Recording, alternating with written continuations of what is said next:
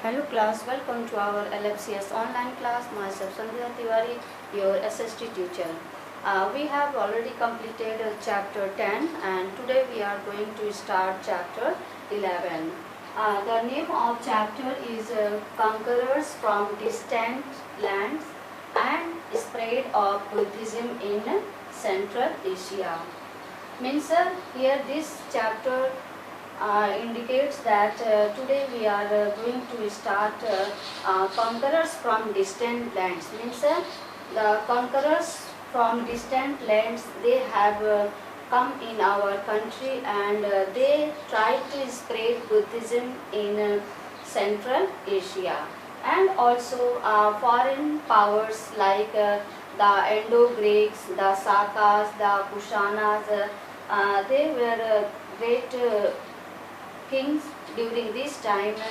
And first of all we will start the work of kings. First the Indo-Greeks, okay, and also we will study in this chapter other topics like Kanishkas, a great administrator, and also about differences between Mahayana and Hinayana, and also about the Gandhar school of art and the Mathura school of art. Okay, and lastly we will discuss about spread of Buddhism in Central Asia. Okay, so let's start chapter 11, Conquerors from Distant Lands and Spread of Buddhism in Central Asia.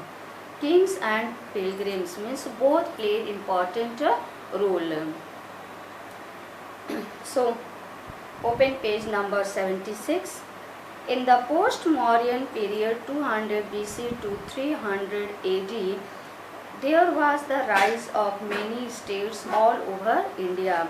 You have seen that in the post-Mauryan period from 200 BC to 300 AD, there comes out so many states, not only in one area but in all over India. Okay, means इसका मतलब क्या है कि जो बहुत सारे छोटे छोटे जो राज्य थे उभर करके आए, ये नहीं कि केवल एक ही जगह इंडिया में, बल्कि ऑल ओवर इंडिया.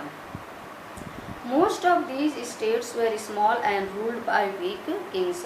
और ज़्यादातर स्टेट्स क्या थे, छोटे थे और किस राजा के द्वारा राज्य किए जा रहे थे, कमज़ोर, बहुत ही शक्तिशाली नहीं, बहुत पावरफुल नहीं, बल्कि वीक राजाओं के द्वारा राज्य किए जा रहे थे.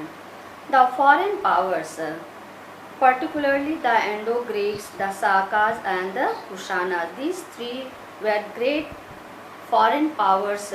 They ruled over here, took full advantage of these and set themselves firmly on the Indian soils, and they took advantages of all these small rulers, and also not only these small rulers but also the weak rulers. And after taking advantage of all this, they tried to establish themselves in India as a powerful ruler. Okay, so one by one they have got success also, and they ruled here also. These kings and also the different pilgrims played an important part in establishing deep political, religion and economic contacts with distant lands. And also not only kings, side by side pilgrims also played an important role in establishing very deep both political, religion as well as economic contacts with the distant lands. First of all, we will start the work of kings. Many kings and rulers, particularly of the Indo-Greek, the Sakas and the Kushanas, played an important part in establishing strong cultural contacts between India and many distant lands. And we are talking about a lot of rulers as well as kings, and mostly we are talking about Indo-Greeks, the Sakas, the Kushanas. They all played an important part in establishing deep and also strong cultural relations or contact between India and also many distant lands. First of all, we will start about the Indo-Greeks.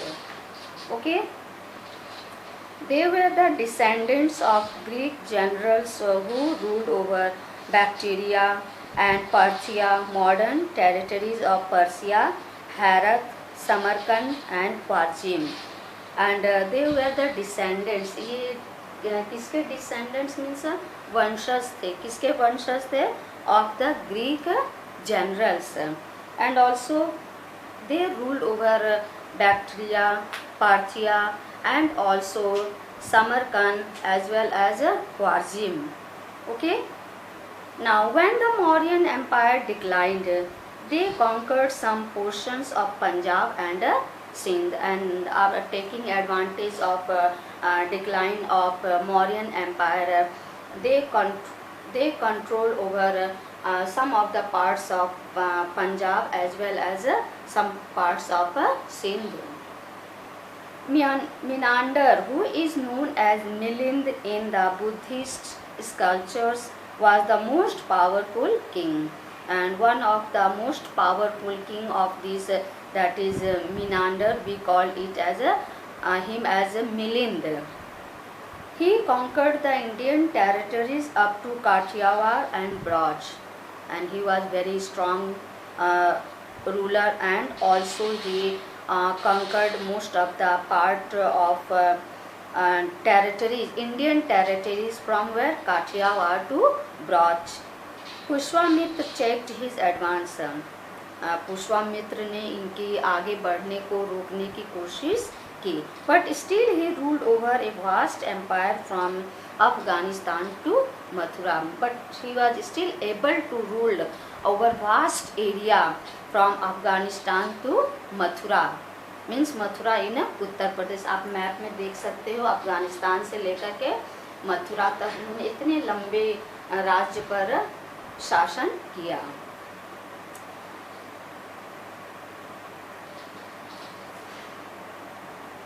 He embraced Buddhism.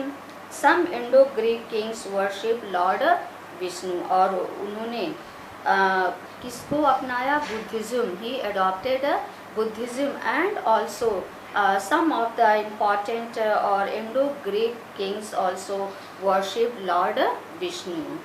And next, Greek influence on India. Influence means प्रभाव. Greek का क्या प्रभाव रहा India के ऊपर? The Greek influence on Indian culture and society is seen in the following fields. We see the Greek influence on the Indian culture and also society in many ways. So let's see one by one all these changes. First, coins. The Indians learned from the Greeks how to use molds and dies for giving definite shapes to their coins with the name and titles of the kings. First of all, हमने coins के बारे में उनसे सीखा. हमने क्या सीखा कि coins को कैसे नए नए सांचे दिए जाए. molds means नए नए सांचे देना, नए नए शेप देना, और उसकी जो dies for giving definite shapes, उसकी जो डिफिनिट एक जो शेप होता है कॉइन्स का, और उसके साथ नेम और टाइटल, जो किंग्स उस समय जो राज कर रहे होते हैं उनके टाइटल्स को किस तरह से उसका शेप, साइज और आकार दिया जाए. Second, astronomy. Astronomy. The Indian astronomers compared their knowledge with the Greek astronomers and enhanced their knowledge of the stars. जो इंडियन एस्ट्रोनॉमर्स थे वो अपनी नॉलेज कंपेयर करते थे किससे? ग्रीक एस्ट्रोनॉमर से, जो इंडियन एस्ट्रोनॉमर्स थे वो ग्रीक के एस्ट्रोनॉमर्स के साथ कंपेयर कर रहे थे। ओके, किसके प्रति? The knowledge about stars, stars के नॉलेज के बारे में। The Indian astronomers use the knowledge of stars to predict solar and lunar eclipse. और जो इंडियन एस्ट्रोनॉमर्स थे वो यूज द नॉलेज ऑफ, किस चीज़ के बारे में नॉलेज को यूज कर रहे थे? ऑफ स्टार्स एंड ऑल्सो अनुमान लगाना, किसके बारे में? जैसे कि सूर्य ग्रहण और चंद्र ग्रहण के बारे में। ठीक। Third one, art and sculpture. A new school of art called Gandhara school was the result of the Greek influence on Indian art. Third क्या है? न्यू स्कूल ऑफ आर्ट जो इंट्रोड्यूस हुआ, जिसको क्या कहते हैं? Gandhara school. Was the result of, whose result? Greek influence. किसका असर दिखाई देता है? ग्रीक का प्रभाव हमारे ऊपर दिखाई देता है। किसके ऊपर? इंडियन आर्ट के ऊपर। It is sometimes also called Gresso Buddhist art, और हम कभी कभी इसको हम ग्रेसो बुद्धिस्ट आर्ट के नाम से भी जानते हैं। Okay, medicine. The Indians also compared their knowledge of medicine with the medical knowledge of Greeks. फिर हम मेडिकल के बारे में भी, मेडिसिन से भी कंपेयर करने लगे। किससे से? ग्रीक्स के साथ। Great surgeon Sushruta and physician Charaka showed great advancement in the knowledge of medicine। इनकी भी जो नॉलेज थी, सर्जन, ग्रेट सर्जन जो थे सुश्रुता, और जो फिजिशियन, कौन थे physician? Charaka. Also they shows great advancement in the field of, in which field? Related to knowledge of medicine. The Greek or the Unani system of medicine is now accepted by the Indian physicians। फिर उसके बाद से Greek, और या हम कह सकते हैं यूनानी सिस्टम जो मेडिसिन का था, हमने एडॉप्ट किया, हमने उसको स्वीकार किया। कौन? इंडियन फिजिशियंस ने उसको एक्सेप्ट किया। Okay, so today only this much. In the see your homework here. Do exercise A of chapter 10. Okay, tomorrow we will start about another, that is the Sakas. Today we have completed the Indo-Greeks. Tomorrow we will start about the Sakas. Okay, so thank you.